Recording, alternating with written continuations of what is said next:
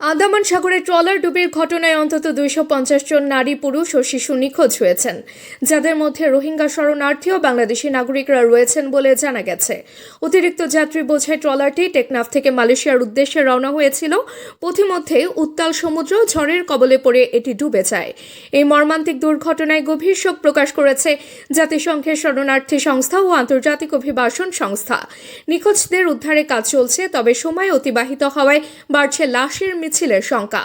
মানবিক সহায়তার অভাব এবং রাখাইন রাজ্যে চলমান সহিংসতার কারণে রোহিঙ্গারা মরিয়া হয়ে সমুদ্র যাত্রা বেছে নিচ্ছে বলে জানিয়েছে সংস্থাগুলো।